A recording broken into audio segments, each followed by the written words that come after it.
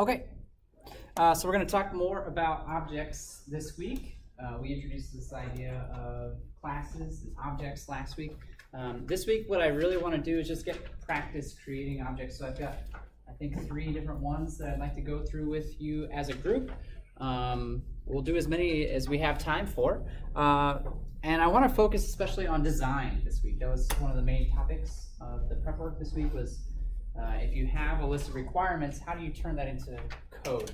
So we'll talk about that. I want to add a couple things to what was in the prep work. But first, let's start by talking about our first object.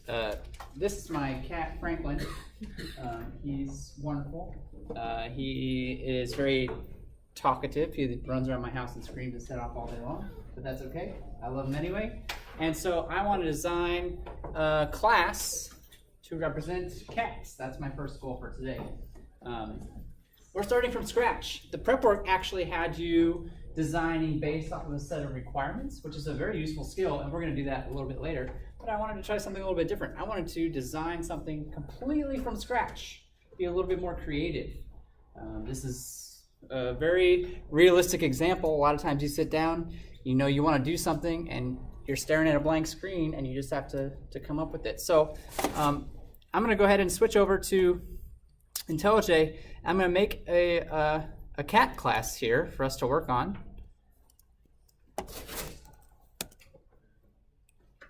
Now, there's 2 things, 2 main categories that every class has. What are those categories?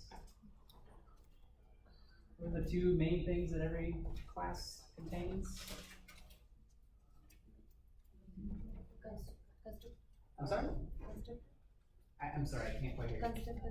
Constructor. So close. Constructor is an example of a method. A method. So that's one category. There's a set of methods. The constructor is one of those things. So yes. What's the other category? Variables. The instance variables, the fields, whatever you want to call them. When it comes to designing an object, I think it's very useful to be able to explain relationships between the object and those 2 things. Let me give you an example. For our variables, there's a relationship. It was actually mentioned in the prep work, although you might have missed it. You might have just gone right past it because it wasn't emphasized too much. But I always like to say this term, has a, right? When thinking about what variables belong in my class, I like to use this term, has a. So as an example, right? A cat has a name, right? A cat has, what else? Fur? What was that? A tail, sure. Cat has ears, right? Cat has a number of lives, right? 9 lives per cat, supposedly. So you can keep going with these. A cat has a birthday, right? That's something a cat has. For each of these terms, I literally say that relationship out loud. A cat has a name. Cat has ears. Cat has a tail. If you can say it like that and it makes sense, these are going to become instance variables. These are going to become the variables of your class. If you say it out loud and it sounds awkward, it doesn't sound quite right, then it's probably not an example of a good instance variable. It's probably not what you want. For the other category, the relationship that I like to use is can, or maybe can do, depending on how you think about it. These are behaviors, right? These are actions. So what are some things that a cat can do? A cat can, okay, a cat can hunt, right? Yeah. Cat can meow. Cat can play. These are all actions that a cat can do. They can eat. They can sleep. They can definitely shed all over your furniture, right? These are all actions that a cat can do, and these are going to become methods. Notice I haven't written any code yet. I'm still describing things in English. I decided I wanted to make a class to represent a cat, so I sat down and I thought, okay, what are my has's? And what are the things that this cat can do? Now, I don't think we're going to have time to do all of these things. We'll pick a few of these things to actually implement next. Let's start with the has's. These are usually easier to work with. The next thing that I might try to do to turn these things into code is think about what should the type of each of these things be. So name is pretty obvious, right? Should be a string. Fur. There's a couple different ways you can go with this, right? Short versus long, or what the color of the fur is, or even, you could even use like a numeric quantity, like literally how much fur, how many furs are there on your cat's body? I don't know what that is, but you know, there's some number, right? It exists. It's a lot. Some of these get a little tricky, like tail. What type would you use to represent tail? That's a tricky one. If he has one or not, sure. Yeah, so a Boolean. A Boolean, right? I like that. I like that. Ears, a little hard to describe as well. I don't know, Boolean? No, that's weird. Don't do that. You know, so maybe a string. Maybe you could describe big, small, you know, something like that if you wanted to. Lives would be int, birthday. Could be an int. Could be an int. Actually, I don't think you've seen this before, but there is something called a date in Java to represent dates. Date, by the way, is an object. Date is an object. That's okay. Type here, remember, we're no longer restricted to we call them primitive types, the ints and the booleans and the floats. I can use other objects as my types. Right? That's really what we're doing when we're creating classes. We're creating new types to work with in our code. So I'm not going to do all of these. Let's do, you know, like we'll do the name and we'll do the number of fur. I don't know. That's fine. I just want to do a couple. And then down here, let's think about, these are behaviors, right? So what kinds of information do we need to think about when we're defining these kinds of behaviors? They're turning into methods. So what information do we need to decide to create a method? The parameters. So are there any inputs? Are there any outputs? That's basically it, right? We can worry about the rest later. So what's the return type? And what are the inputs? What are the input parameters? So for hunting, this one, you know, the return type could be a Boolean for if you caught something or not, right? They never catch that red dot though. They try. And then, you know, the inputs here could be a string for what it is that you're hunting. Prey. Something like that, right? For meow, so when I think about a cat meowing, I literally envision, you know, just the word meow popping up on the screen, right? There's not a whole lot to it. So, you know, in my mind, I think this is probably a void method. Void meow. Doesn't need anything. It's a pretty straightforward method. It's just going to say meow. Play, you can think, all right, what am I playing with? What's the thing that I'm going to be playing with? So that could be, you know, a string, toy, something like that. Same thing for eating, maybe food. Sleeping could be, what might be a good input for sleeping? I'm sorry? Boolean? How long? Sure. Yeah, so int minutes, right? Or maybe you'd rather measure it in seconds. These are the kinds of things that you have to decide. Seconds seems a little silly. You could measure it in hours. Maybe that's, right? It's kind of up to you. How do you want to, right? These are the kinds of design decisions that you have to make when you're writing these things up. And then, you know, shed could be quantity. How much am I shedding? How much fur am I losing? This is not the only way to do this. Not even close to the only way to do this. This is just sort of me spitballing some ideas, making some stuff up as I go along. Maybe you disagree with some of the decisions that I made here. That's okay. A lot of programming is creative work. A lot of programming, especially when it comes to the design phase, is not going to look the same as what your neighbor does. That's okay. That's what makes it interesting. That's what makes it fun, is you get to create something. You get to make something that's truly yours. So if you disagree with me along the way, feel free to deviate, go down your own path. I highly encourage you to do that. So for our sake, I do want to implement a couple of these. I'll do the shedding and the meowing. We'll just maybe stick with those for now. There is one thing that's not on this list that we also need. Somebody said it earlier. We need a constructor. We definitely need a constructor. And so we'll get to that in a second. I guess let's go ahead and create our variables first. We have the types, we have the names. This is now very easy to create these variables, right? It's very easy to create these variables. I have all the information I need. Private string name. Private int fur. That's it. If you want to do some other ones, you see the process, right? See the process for doing it. I'm just going to stick with those two to keep things kind of simple for now. All right.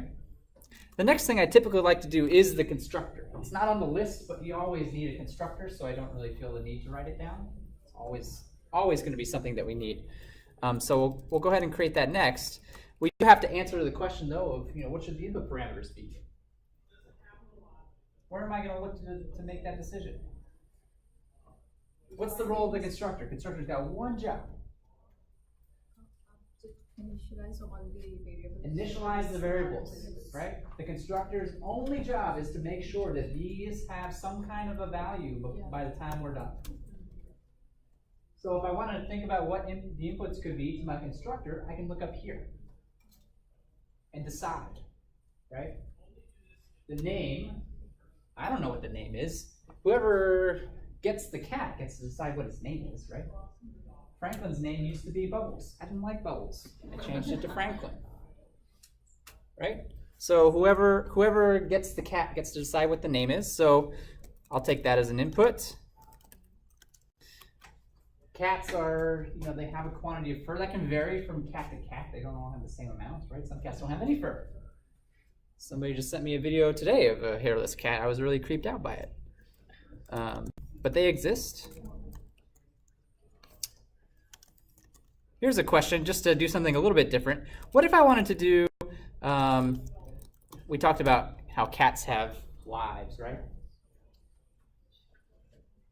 How would I incorporate this into my constructor?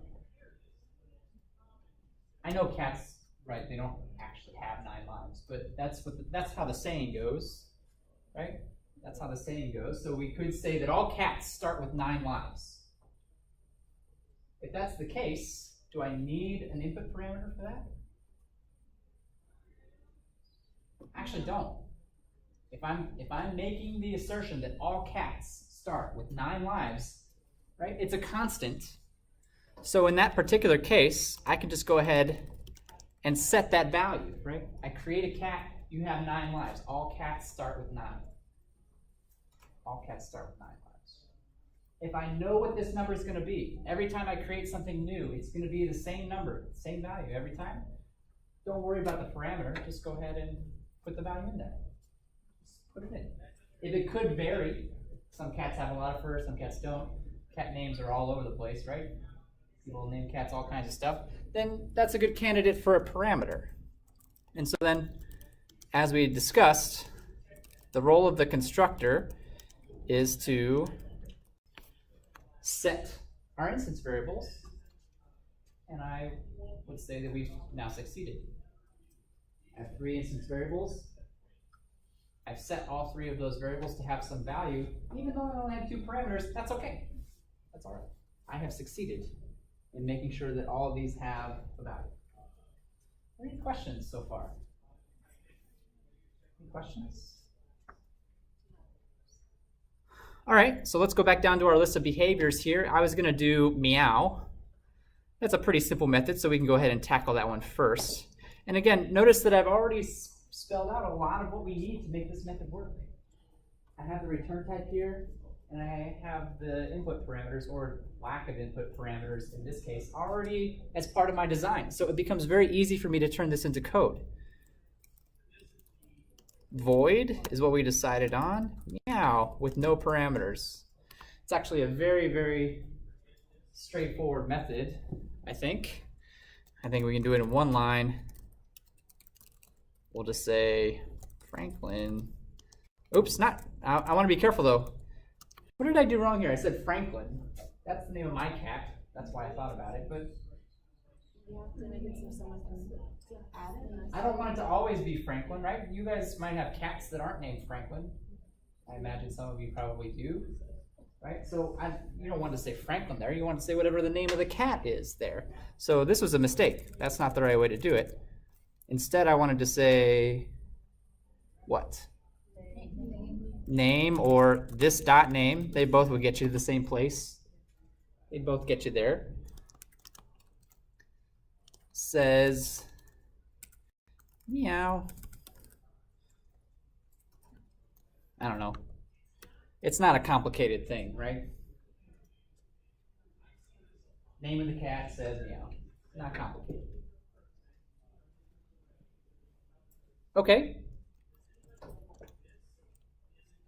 The other one I wanted to do is shedding. All right, shedding. So, actually didn't decide on a return type here. Does anybody have any opinions? I actually stopped doing that. I was being a little sloppy. Anybody have any opinions on what a return type should be?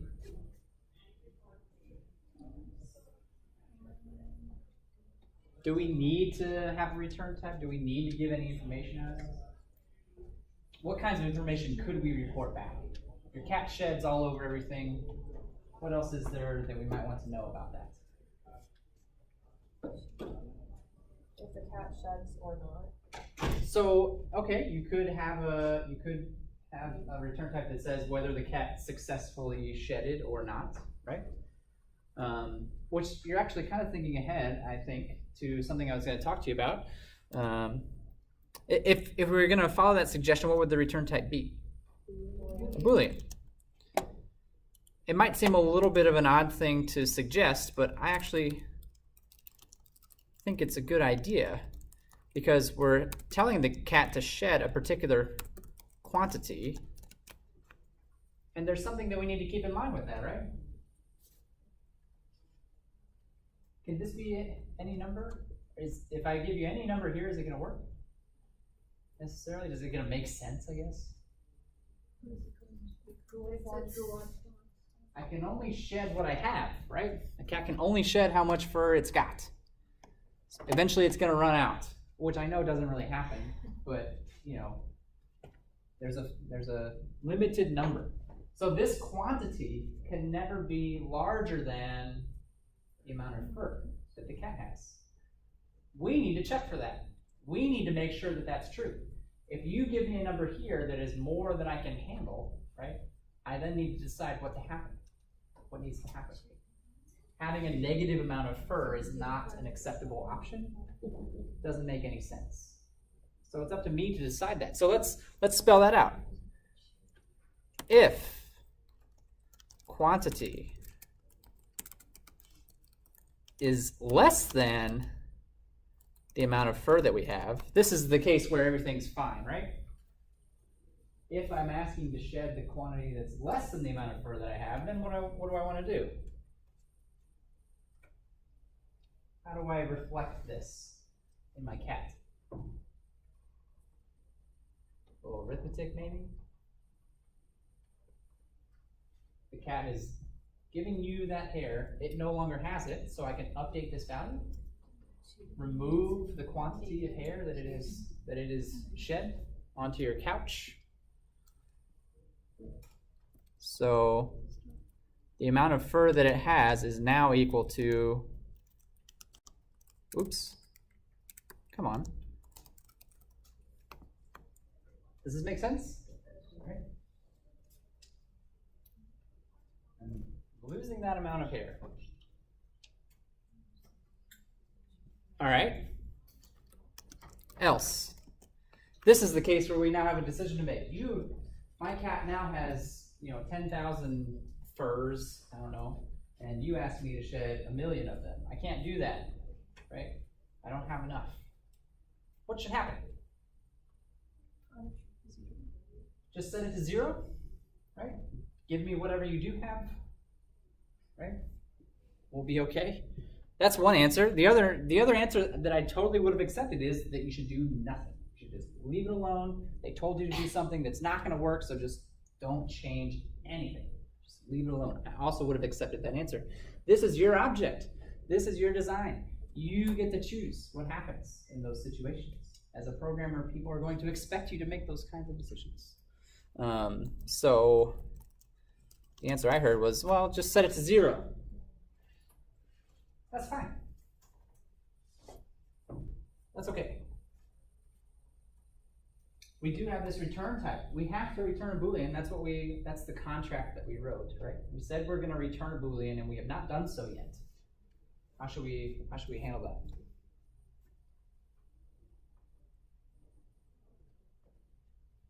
In this case, has the cat successfully shed some fur? Yes. In this case, has the cat successfully shed some fur? Yes. Right? All of it. So in both cases, the answer here is true, which could mean that you don't necessarily need it. That's one argument, right? If you had gone another way, if you decided here that if I ask you to do more than you can, I'm just not going to do anything, then that would be a case where you could say false, right? Nothing happened. You asked me to do something that I cannot do. False. Did not pull it off. Or I don't know. I mean, this is where design gets interesting. Maybe instead of whether it happened or not, you could say whether you met the quantity or not. Were you able to fulfill this quantity? Here the answer would be true. Here the answer would be false. I wasn't able to shed the amount of hair that was requested of me. Right? That's another way to think about it. Which way is the right way? They all are. None of them are. Whichever one you think is right is right.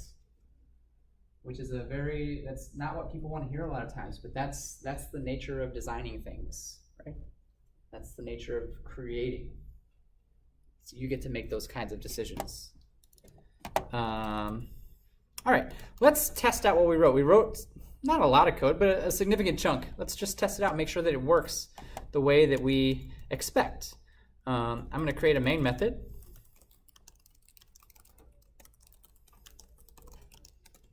And I'm going to create a cat. I got to create a cat. How do I create a cat?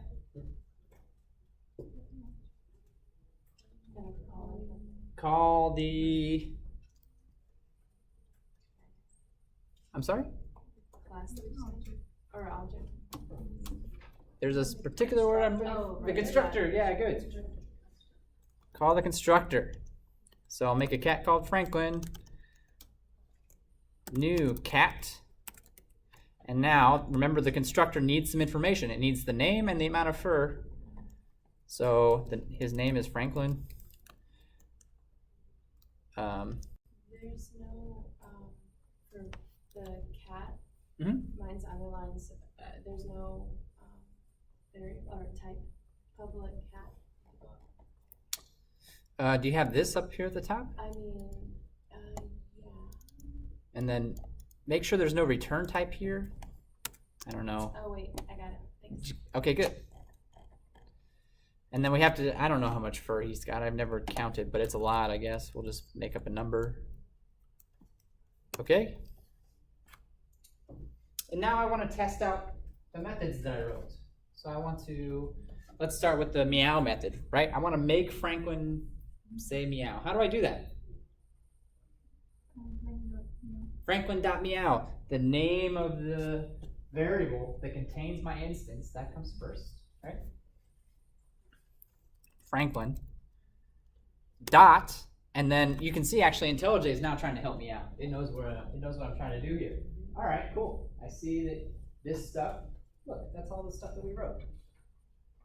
This is all the stuff that exists in your cat class, which is the one that you're looking for. Oh yeah, I'm looking for this guy. meow.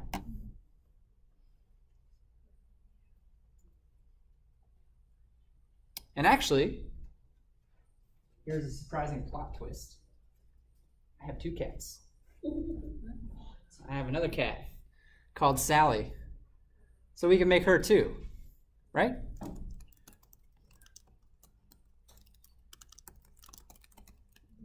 Sally. And Sally is extremely hairy. She's got a lot of hair, so. Oh, that number's too big though.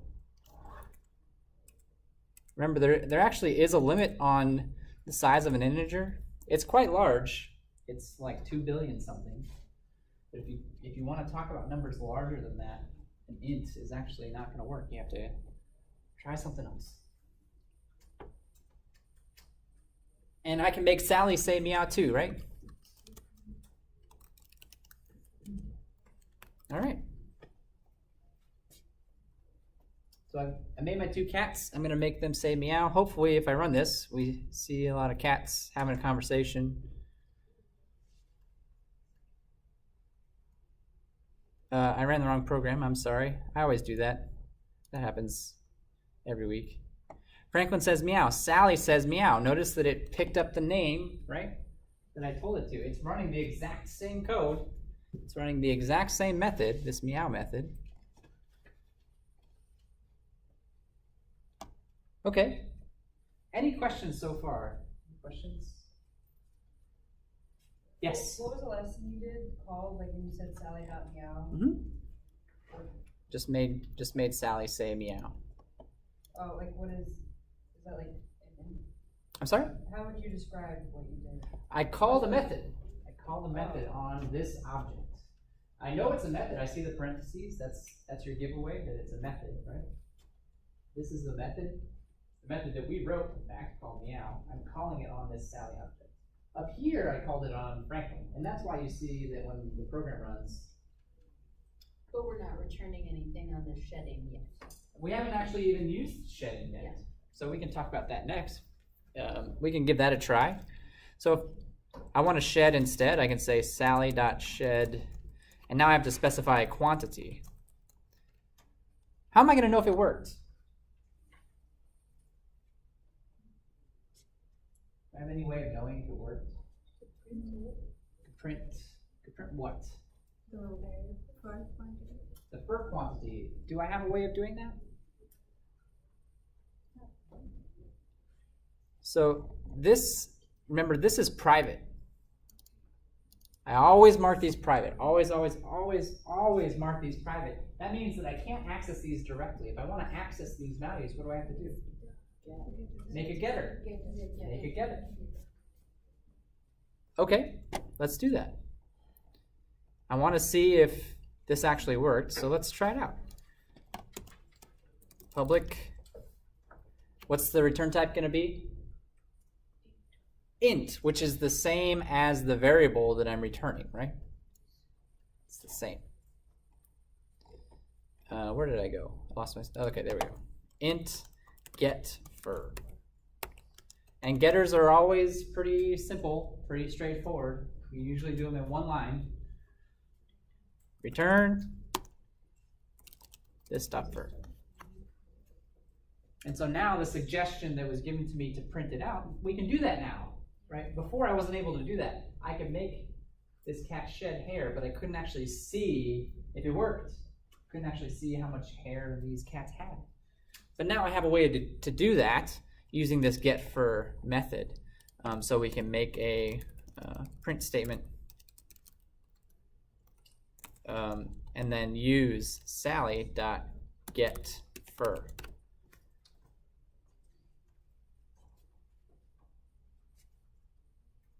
Does that make sense? Are there any questions before I try this? Any questions about what I've done here? Or maybe another way you could do this, it's exactly the same, but maybe it'll, I don't know, maybe it'll help clarify what's going on. I can say int Sally's fur equals Sally dot, right? Take this value and put it into a variable. I'm using the return value, storing in a variable, and then I can just print out that variable if I want to.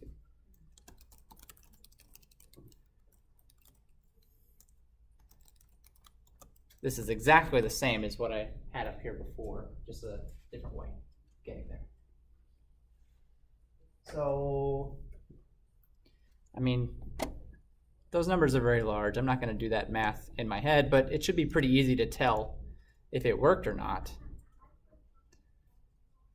Yeah, right? The number went down. This is what it started at. I said shed this amount, and it went down. So it looks like it worked. We actually never made a way for cats to grow hair, so eventually they're just going to go bald, and there's nothing we can do about it. But we know how to do that if we want to, right? If we wanted to fix that problem, right? I could make a new method called grow hair. It's going to increase the amount of hair that they have, right? Hopefully you see a path towards doing that. What questions do you have? Any questions about this particular example before we try another one? No? All right. It's really more of the same today. I really just want to get as much practice working on creating classes as we possibly can. If you're looking for more practice, especially once we're done with our review session, go back to the stuff that we didn't do and add it in. That's great practice. Or think of your own variables. Think of your own behaviors to add into this class. It's great, great, great practice. So for the next one, we're going to make another class. The next one, I'm going to give you some more concrete requirements. This is more like what you saw in the prep work, where it gave you some requirements and asked you to create the class. It should be relatively straightforward, though. I want to create a class to represent a student.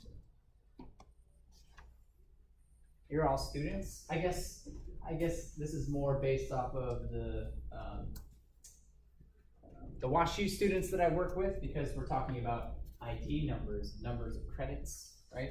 So this is more like a university level student, but the idea is still more or less the same. Student has a name, student has an ID number, has a number of credits, and a GPA. What are those going to turn into? Variables. We just have to decide on types. So let's go ahead and create our class. I'm going to make a student class. All right.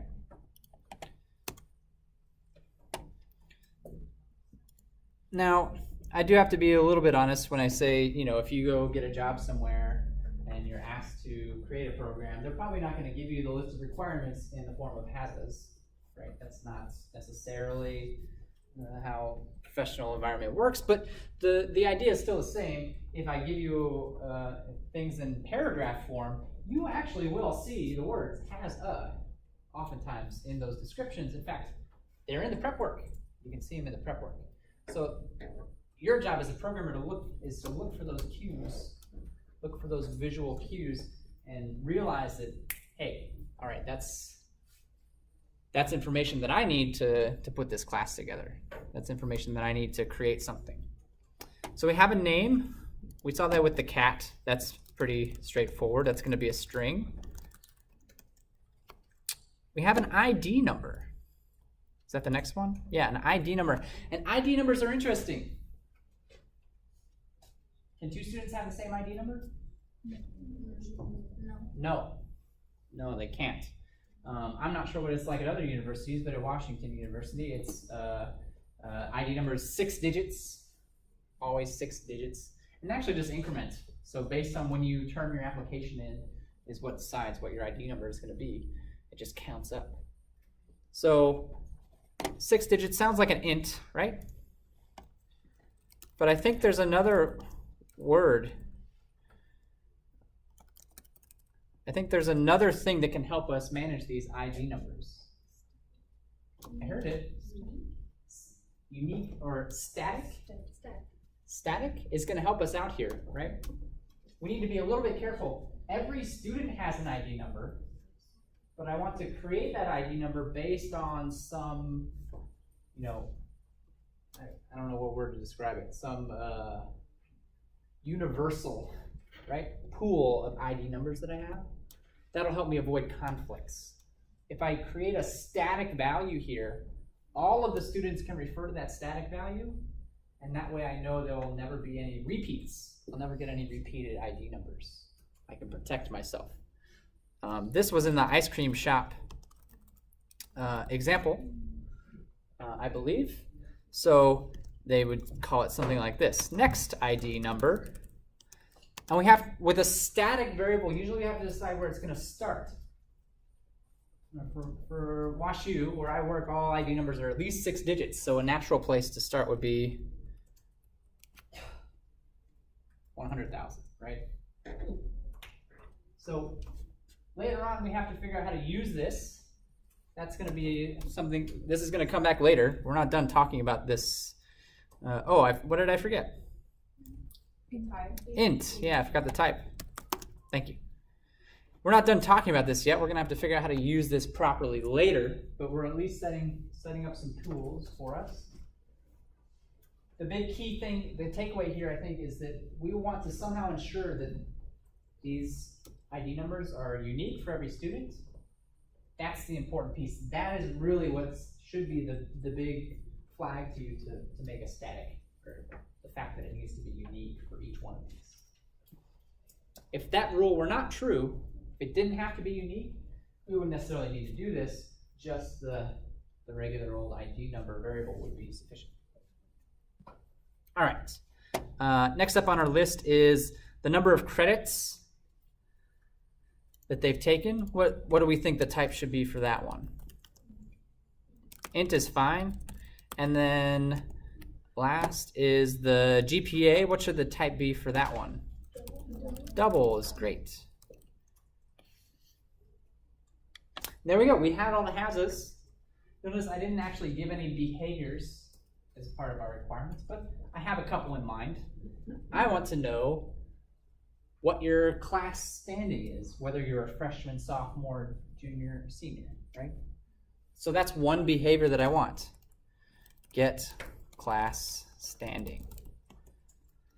The other thing that I want to be able to do is to update what credits you have and the GPA that you have. So I need to have some way of updating those values. What does that sound like to you when I say I want to be able to update the credits and the GPA? A setter, right? A setter. So I'm going to need a set credits. I'm going to need a set GPA. And then, of course, we always need a constructor. That is always true as well. Always need a constructor. There are other things you could do here for behavior. That's fine. But this is what I want to work on for starters. So let's start with that constructor.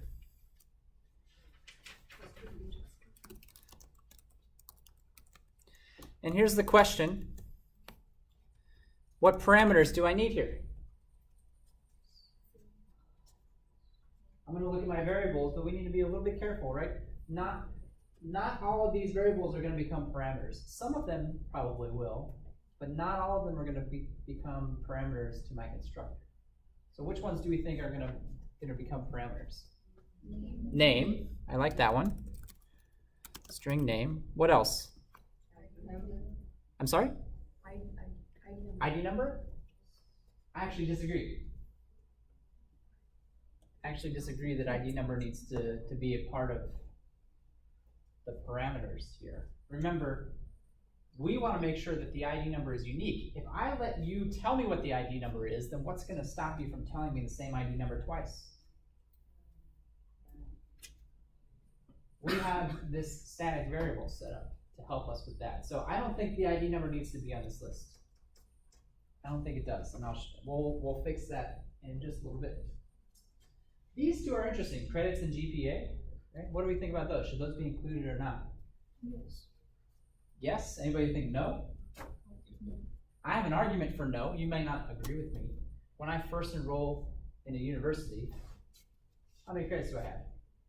And my GPA? Also 0.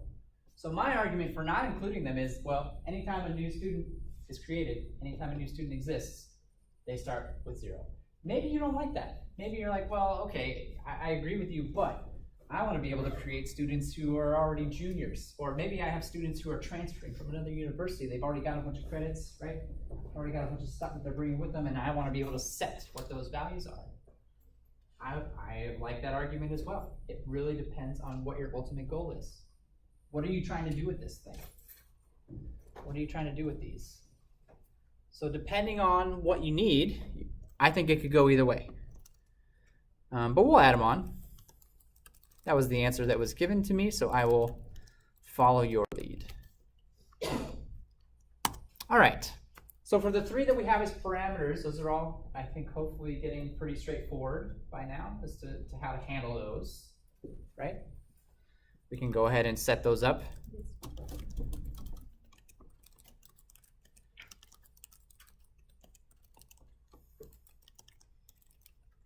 The last thing that we need to deal with is the ID number, because remember, every single one of these needs to have a value by the time this constructor is finished. Yes? I will embarrass myself and say I've forgotten what we're making. I remembered with the cat, but I don't remember what our goal is. Student. We're making a student. A student record? Student object. It represents the, sure, think of it as a record. Okay. Like, WashU's got every student in a database, right? This represents a record in a database. That person. Yep. Okay, I couldn't remember what we were doing with students. No, that's all right. So the only thing we have left is the ID number we have to deal with. Anybody have any ideas as to how to approach that?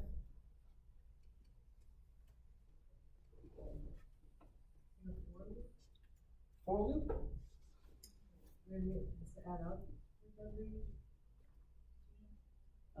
So it's set up hopefully in such a way that I don't need to worry about what other students' ID numbers are. I hopefully set things up in such a way that it's just gonna work. And it really goes back to this static variable. Remember, this static variable can be seen by all of the student class. All of the students that exist can see what the static variable is. So if I want to, right, I'm creating a student, I can look at this static variable and say, all right, give me what the next student ID number is. That's me. I'm going to take the next ID number and make it my ID number. And then what else needs to happen? I need to bump it up so that the next student that gets created, right, takes the next number and then bumps it up. And then the next student takes the next number, bumps it up. That's the idea behind using a static variable. That works even if it's private? Yes, it does. That's a good question. It does work even if it's private because we're actually in the student class. When you see public or private, that means that things in other classes cannot see that value. But we're using name and credits and GPA, they're all marked private as well because we're in the student class. The ice cream shop example created a public method. The equivalent would be like ID number, and then would get that. Okay. The result of that. Something like this. Is that how I did it? And then it just returned, what would it do? Increment first and then return? Yeah, it would have to. So it did something like, oops.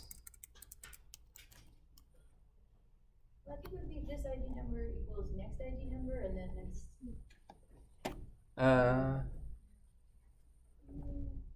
Well, so maybe that's how I did it, but if it is, it makes me a little uncomfortable because I feel very strongly about the role of the constructor setting each of these values. I don't want to set those values elsewhere.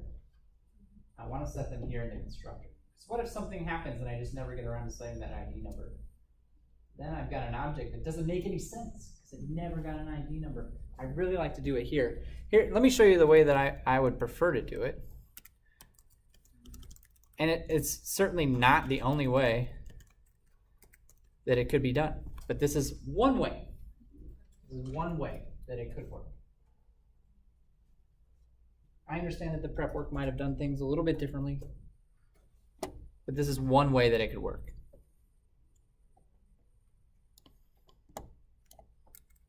Are there any questions about this? I know that the static versus non-static is a tricky concept when you're first getting into it. Does anybody have any questions about it? The reason that it works is because every student can see what this value is, right? They can all see it. They can't see my ID number. I mean, I guess they could ask me for it. I can tell you what it is, but they can't directly see what my ID number is. But they can see what this next ID number value is and use that. Okay. So let's go take a look at the behaviors. Get class standing. So let's do that one next. So class standing, I remember I said it's going to be like freshman, sophomore, junior, senior. So what do we think the return type should be? A string. Perfect. Do I need any input parameters? How do I determine what the class standing is? What do I use? Credits. The credits. So I already have that. That's a variable that I already have. So I don't need to worry about parameters. This is actually enough. And so to keep it simple, or this might actually be the way that it works. I think if you have 30 or fewer, you're a freshman. 60, between 30 and 60, you're a sophomore. 60 and 90, you're a junior, and then 90 or more, you're a senior. That may not be exactly how it works, but it's good enough for our purposes. So what am I going to start typing to make that work? If statement. If what? This dot credits is less than or equal to 30, then what? Return freshman. Right? And you can kind of see where this is going, I think. Else is less than or equal to 60, return sophomore. Just a couple more. Is less than or equal to 90, junior. And then I don't need an if for this last one, right? Or do I? Is this okay? Are we all right with this?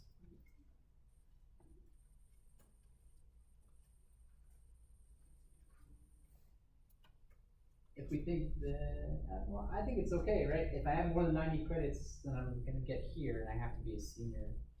I guess you could argue for graduate students and stuff like that, but I'm not going to worry about it. This is fine.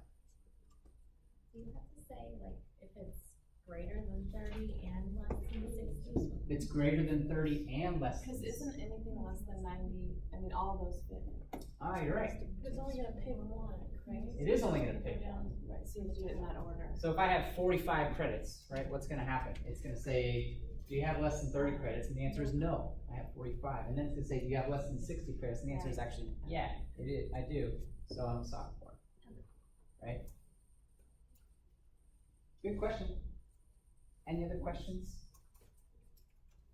Okay. We also mentioned that we had some setters, set credits and set GPA. So we can make those real quickly too. We saw a getter in the last example. Setter is in the opposite direction. Some people think of them as reading versus writing. So a getter is reading the value. A setter is writing to the value. It's changing the value. So what's the return type of a setter? Often, not always, but often. Void. Set credits, and then do I need parameters?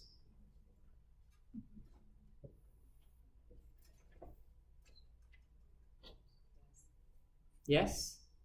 What's my parameter going to be? What I want the new value to be, right? I'm changing the number of credits you have. I have to tell you what I want the new value to be. So yes, int credits. And then setters, like getters, are usually very, very simple, very straightforward methods, right? I just say this dot credits equals credits. And that's it. This is a setter. This is 99% of the setters that you write will look similar to that. There are always exceptions, but. And so the one for set GPA is going to look very similar as well. Double GPA.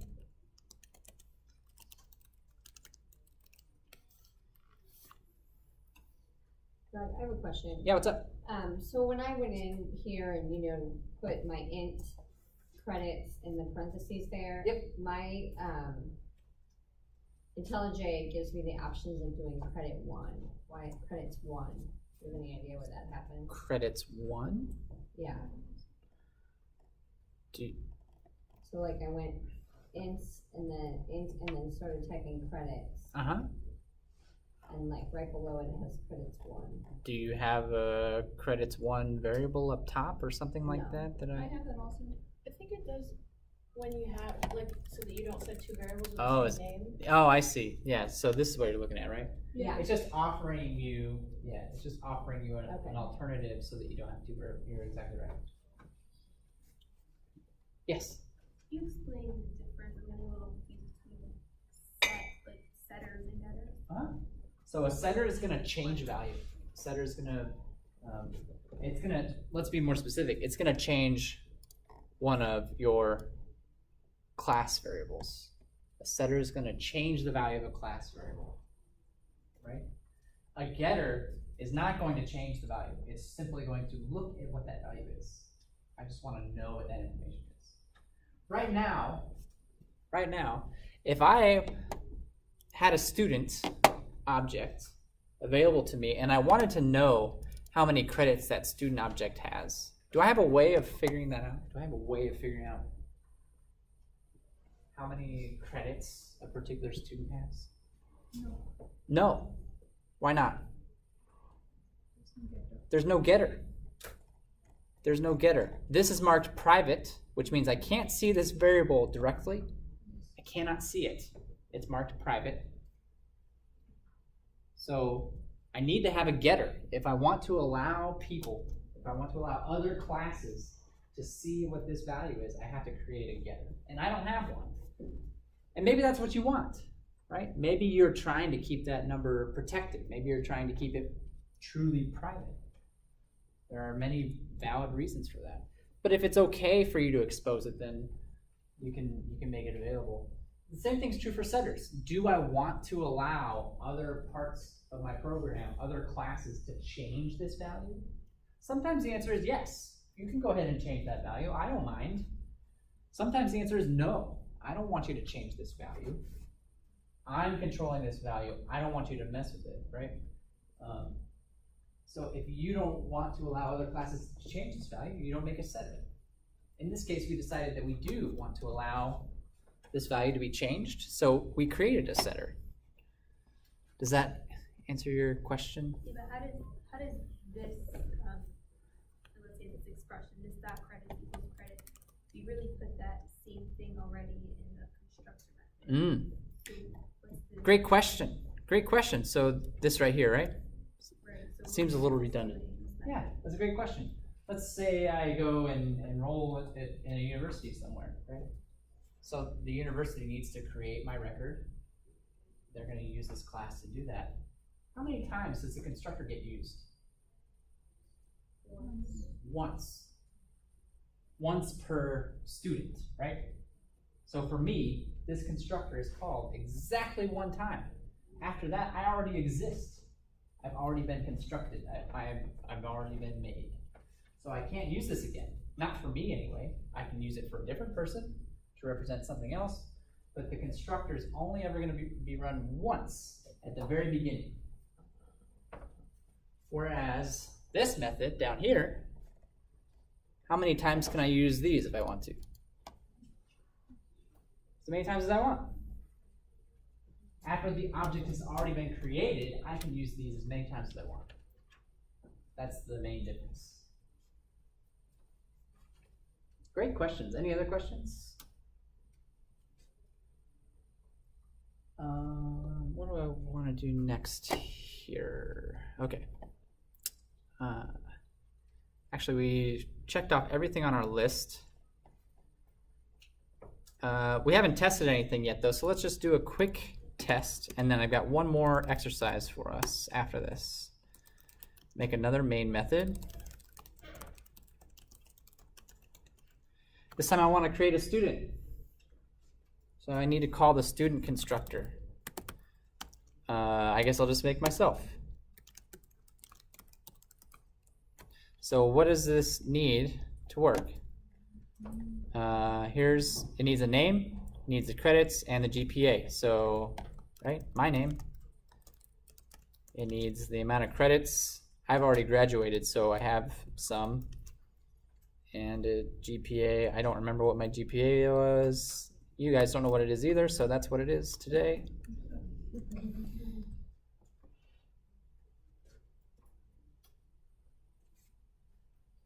And if I want to, I can create another student, right? So, I don't know, somebody else. And my cat's kind of smart. Or is he? We'll give him a 1.5 GPA. That's actually probably a bit better than what he could do.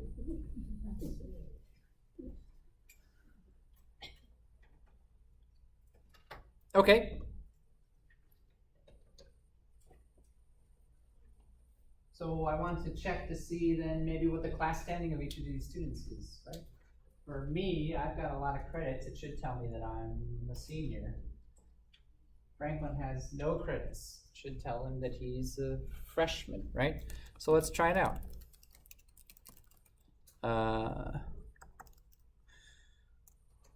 Me dot get class standing. And we'll do the same thing for Franklin.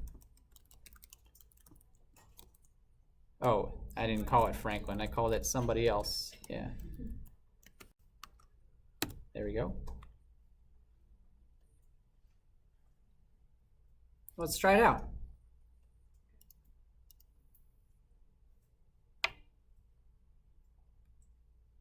All right, great. It says that I'm a senior. It says my cat's a freshman. So far, it seems to be working okay. Seems to be working all right. Now, I kind of tested credits a little bit indirectly. I don't know exactly how many credits it thinks I have from this. I mean, I know it's 120, so see it right here, but I don't know if it recorded my GPA properly. I could do some additional testing, and actually you should. You should always do some testing to make sure that the code that you wrote works properly. In fact, I plan to talk more about testing in future classes because it's a very important part of programming. But I wanted to do one final exercise to wrap things up. Before I do though, any questions about this? Okay, we're actually not done using this yet because the next exercise is going to build off of this one. I want to create a course. I want to create a course. So what are the hazes for a course? Course has a name. Course has a number of credits associated with it, right? Course has a number of seats. How many people can be in the course? How many people can be in there? And perhaps the most interesting one, course has a roster of students. There are students in a course, right? So let's talk about this a little bit. Some of these I think are pretty self-explanatory. Name, credits, number of seats, those all seem pretty straightforward, I think. So we'll create a course class.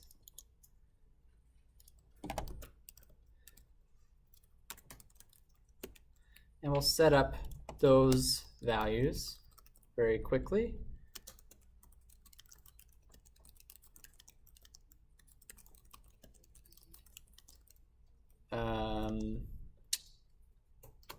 What was it? Course.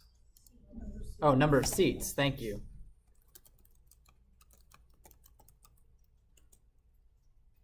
All right. Let's talk about the roster. What should the type be? What should the type be?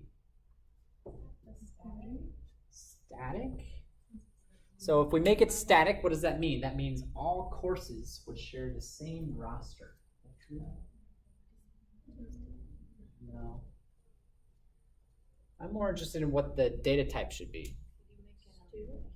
I'm sorry? An array. And then I heard the second half of the answer over here. An array of what? An array of students. An array of students. Right? There's going to be more than one student, I hope, in the course. So an array is a good way of storing lots of students. So I want to make a student array, right? An array of students, and we'll call this the roster. Does that make sense so far? All right. This is great. We're using the student class that we wrote. That's good. That's good. So let's create a constructor, because this will raise some other interesting questions. We already have the general question that we need to answer, right? Which of these need to come in as parameters? Should the name be a parameter? Sure. The credits, the number of seats, I like those being parameters. What about the roster? Should the roster be a parameter? When I first create a course, how many people are in it? None. It's empty, right? And then people have to sign up. So I think we should create an empty roster and then have a behavior. Sign up sounds like an action, right? People can sign up for a course, or I can register a student for the course, and then we'll add them to the roster. Right? So the first three are going to make the cut for parameters. Oops. And you know, we've done this a few times by now, so I apologize if I'm going quickly through these, but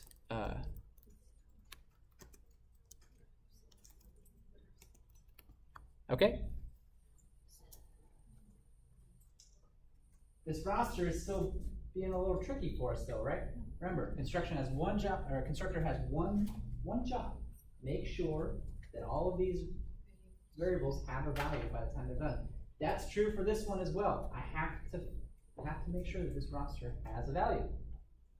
But what do I want it to be? I want it to be empty, right? I want the roster to exist, but I want it to be empty. Do I know how big the roster should be?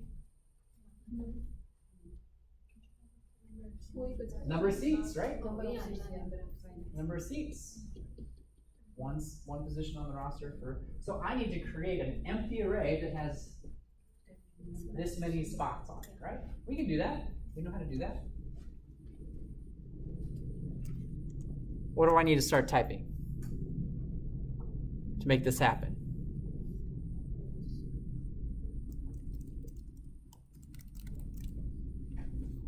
Any ideas? How do I make an array?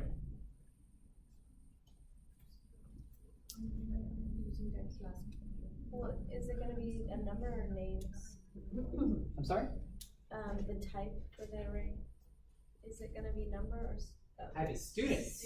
An array of strings? Yeah, array of students. But I actually don't have any students right now. I just want to create an empty roster, and then I'll add students as they sign up for the class. That's the idea. I just need to create an empty array. Remember, there's two ways to create arrays.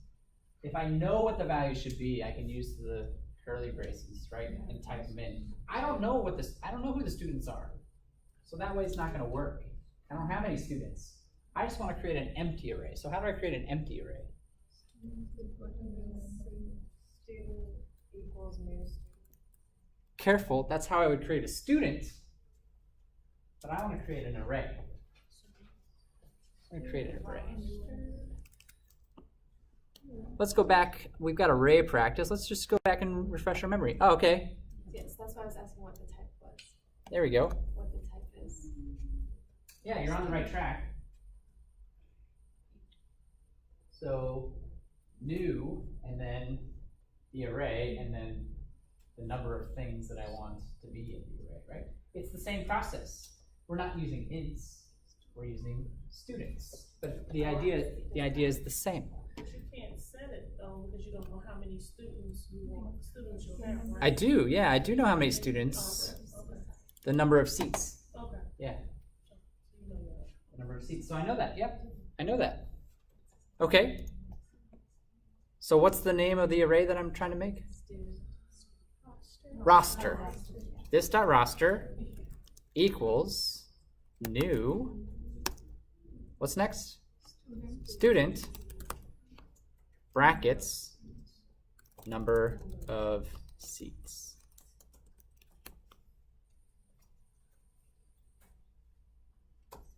My argument is that we've achieved our goal. The constructor has made sure that all of these variables have a value, right? By the time it's finished. What's in the array?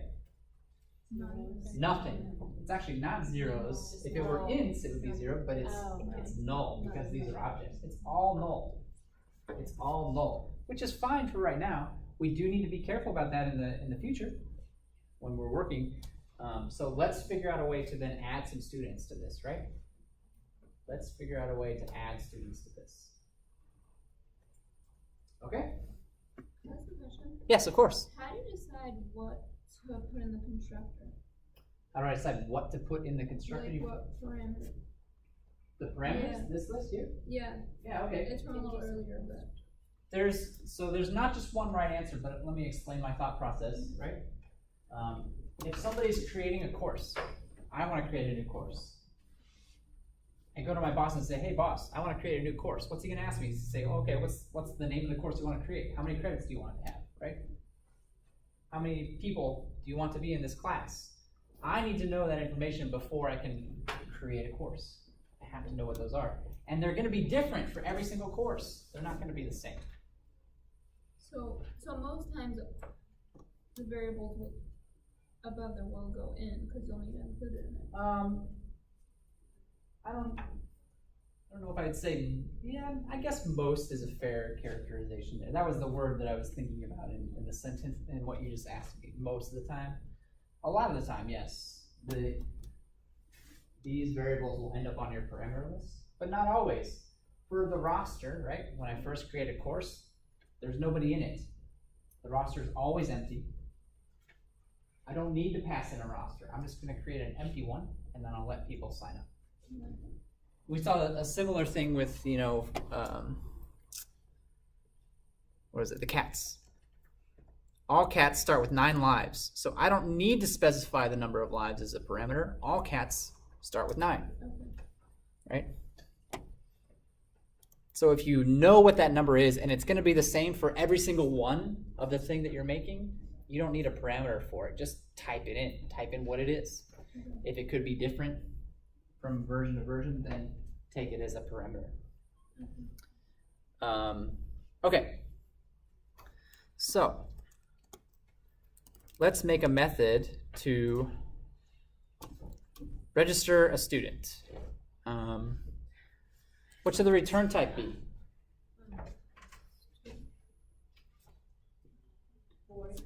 Void's fine for now, not a problem. Register student. What should the input be?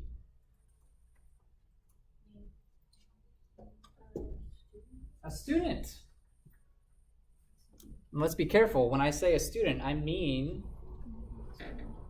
one of these, a student object, right? Not just the name of the student, but a student object, right? Student S, sure. Okay? So I want this student to get added to my roster. This student needs to get added to the roster. We need to be a little bit careful though. Let's think about what's going to happen, right? We start out, the roster's empty, and then people are going to sign up. Students going to come, they're going to sign up for the class. I want to put them in the roster, but then another student's going to come, and I want to put them in the roster too, but I want to make sure that I don't erase the other student, right? I don't want to overlap, because that could cause some problems. So I need to make sure that they get put into the right spot. I also need to make sure, well, the array is going to help me with this too, right? I also need to make sure that I don't go beyond. I don't let more people in the class than I have room for, right? I manage the cap. Does anybody have an idea? This is tricky. This is very tricky. Anybody have an idea of how I can manage this? It all boils down to, all right, this student comes in, where do I put them? That's really the question that I'm asking. Where in this array am I gonna put this student? Because could start at 0. I could start at the other end too, right? Number of seats minus 1, and then what can I do after that? Take 1 away from the number of seats. I have 1 fewer seats now, right? And so it'll start filling it in, filling it in, filling it in, filling it in, filling it in. Eventually, what's going to happen? Number of seats is going to hit 0, and then I know the class is full. You're not getting in. Sorry, I'm out of room. Does that make sense? Yeah. Let's try it out. I want to put this student in the array. So the name of my array is this.roster. I want to put them in the position number of seats. We said -1. Why the -1? Because we start with 0, right? So if number of seats is 30, the last position is actually 29. So I have to take 1 away, right? And then, oops, I skipped a step. I went too quickly. What did I skip? Equals S. Take the student that wants to register, put them in the array at this position. Does that make sense what this line's doing? Then the next step we said is going to be what? Take 1 away from the number of seats, right? Number of seats, we can do minus minus, or if that bothers you, we can say -1. Same thing. Will this make sure that we don't let in too many students? Will this protect us from letting in too many students? Are you subtracting twice? Yeah. Am I subtracting twice? The first one you're putting it into place, you're putting it in place minus. Kind of. Kind of. Does this actually change the value of the variable? No, it just shows you.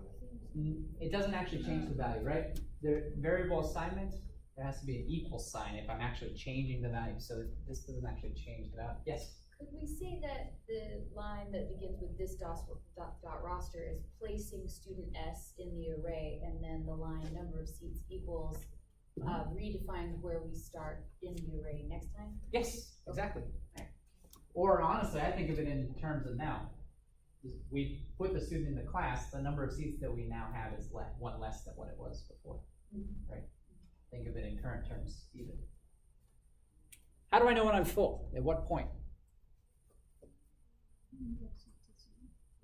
Number of seats is 0, so let's think about that.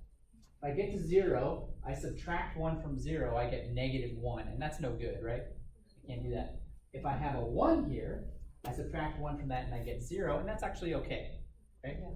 That'll actually work. So how do I make sure then that I don't register too many people? What do I need to do? If number of seats is what? If number of seats is, I'm hearing lots of things. Let's try this. Is less than 1, right? Or less than or equal to 0, I would also accept, right? You could argue for equals 0, and that seems reasonable as well, right? If it gets too low. Could it ever be less than 0? Probably not. That doesn't make any sense. So equals 0 is probably fine, right? I think all 3 of those options would probably get the job done. So if we don't have any seats, what's going to happen? Nothing. Absolutely nothing. It means unchanged. In the real world, what would happen, there's an idea of a wait list. I'm not going to go down that rabbit hole today, but that's something that you could think about adding to this if you wanted to improve the functionality. Do you have a question? Yeah, and the way you positioned it wouldn't Yeah, not run when you put someone in because it's saying if the number of seats equals 0. then- Oh, I'm sorry. You're right. I meant not equal 0. You're right. I did it backwards. You're right. Or maybe the safer way would be, this is maybe the safest of all, right? Greater than 0. I like that the best. There are still seats left to be filled. Yes. I would think that it should be, like, bigger or equal to 0, because it starts, the way that it starts out, let's say there are 25 seats in a class, Mhm. it starts out with 24, because you start out with number of seats minus 1. No, so it starts at array position 24, but we actually have the actual number of seats that we have is 25 because we go down to 0.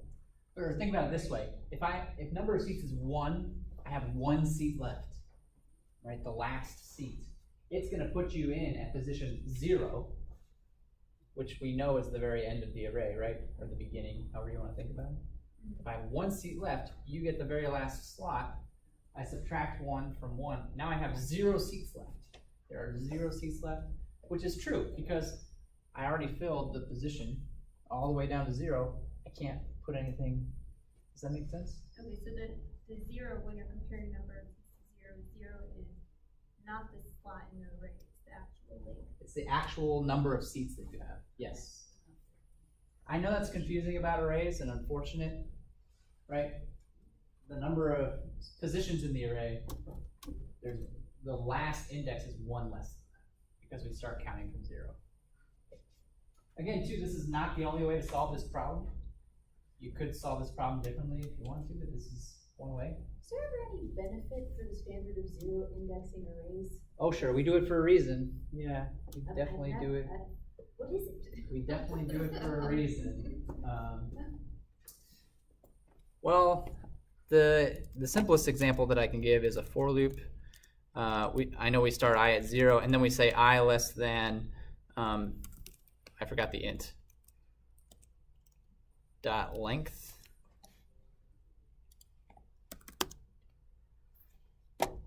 And I know this might seem like a trivial example, but this is actually one of the biggest arguments for using 0 indexing. Consider here I say less than the length, right? So the length in this case is 30. That means that I can go up to 29 but not be 30, and the loop still works. If I had started counting from 1 to 0, or I'm sorry, 1 to 30, then this would turn into less than or equal to, which actually computationally is a harder operation for your computer. I know it seems trivial to us. It doesn't seem like that big of a difference, but that's actually computationally more difficult. The other thing you have to keep in mind is when people made these decisions, it wasn't made last year. It wasn't made 10 years ago. It was made 40 years ago, right? When computers were not nearly as fast or nearly as powerful as they are today.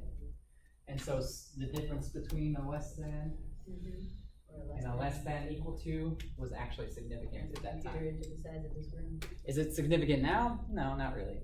But back then it was. Yep. That's not the only reason, but that is one reason that's often cited for why we use 0 indexing.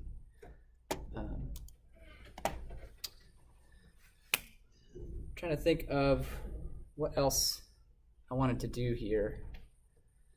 Are there any questions? I know I've put you guys through a lot today. I've gone over my usual time, but are there any questions? I wanted to make sure to touch all the bases today and just get a lot of practice writing classes, because that's really what the last, basically from now to the end of the course, that's what we're going to be doing. Writing a lot of classes. If you're looking for ideas for more practice, you could add things to all 3 of the classes that we worked on today. I actually haven't tested this code yet. Some of you might be upset about that. Do we even know that this works? Not really. You're just taking my word for it, which you shouldn't do. Don't take my word for it. Test the code. See if it works. You could try to do some other interesting things like compute the average GPA of all the students in this class. That's not something we actually do in real life. I have no idea what the GPA of my students is, but that's something that we could write code to do, and it would be a very good exercise. Be a very good exercise for you to work on. In fact, I might do that next week. I don't know. I haven't decided yet, but lots and lots and lots of things you can do. I highly encourage you to take these and play around with them a little bit because, as I'm sure you know, we have it's like a two-part assignment actually, I think, coming up. They introduced you to microblog this week. It's part 1 of 2. You don't actually have to turn this in, but I hope you got a chance to look at it. It's tough. It is not easy. It is not an easy assignment. So I'm going to shut up and get out of the way and give you some time to ask questions and work on that. Also, too, if you still need to submit stuff from prior weeks, I'm happy to talk about that as well. But hopefully today gave you a better idea of how to approach this particular assignment. Please use this time wisely. Please start working on it if you haven't done so already. Please ask questions. Use the examples today. And let us know what you need. I'll be around if you need some help. I'm just going to post these real quick.